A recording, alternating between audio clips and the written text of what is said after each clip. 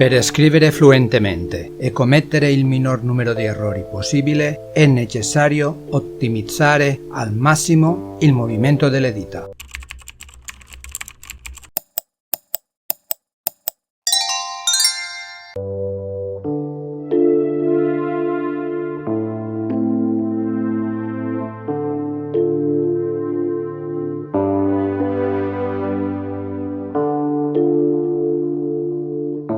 I pollici devono essere sempre sulla barra spaziatrice. Devi semplicemente premere il tasto con un colpo secco e veloce.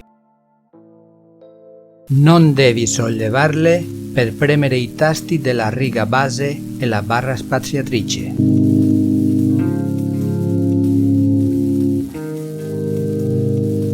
I tasti che vengono considerati più difficili sono quelli che premiamo con gli anulari.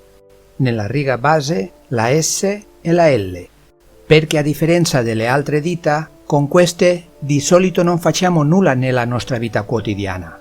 Ecco perché è comune premere due tasti contemporaneamente.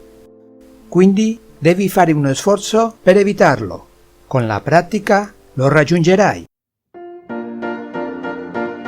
Le persone che suonano determinati strumenti musicali non hanno questo problema, perché hanno già le dita allenate per muoverle in modo indipendente.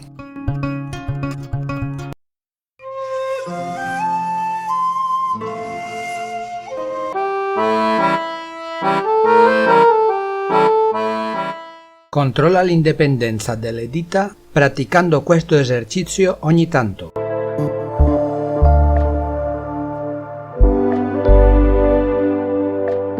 Ricorda, la barra spaziatrice viene premuta con la mano opposta a quella che ha premuto il tasto precedente.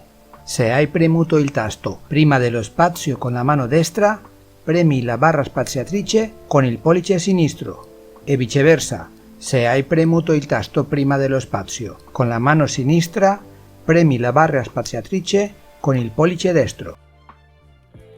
Se i pollici non sono sempre posizionati sulla barra spaziatrice, stai perdendo tempo e concentrazione. Ad esempio, dopo aver digitato F o grave, bisogna premere lo spazio con il pollice sinistro. F o grave, spazio. Dopo aver digitato AD, bisogna premere lo spazio con il pollice destro. Spazio. Adesso devi avere la massima concentrazione per premere correttamente ogni tasto. Nel tempo sarai in grado di muovere le dita automaticamente e inconsciamente. È molto probabile che dovrai fare 3 tentativi per passare all'esercizio successivo. È normale per la stragrande maggioranza degli studenti che partono da zero. Quindi, se commetti troppi errori, oppure pensi che digiti troppo lentamente, non rimanere bloccato. Non ti ossessionare. Stai imparando. Nell'esercizio successivo già sarai in grado di scrivere singole parole. Chi la dura la vince, in bocca al lupo! Questa è una videolezione del corso di dattillografia di interdidattica.com. Puoi registrarti gratuitamente per salvare i risultati dei tuoi esercizi oppure lo puoi seguire a modo tuo. È disponibile in altre lingue e per diverse tastiere. Se lo stai guardando su YouTube, nella descrizione ci sono i link per iscriverti, per cominciare il corso e per fare questo esercizio. E puoi anche iscriverti al canale, mettere mi piace e lasciare le tue domande e commenti.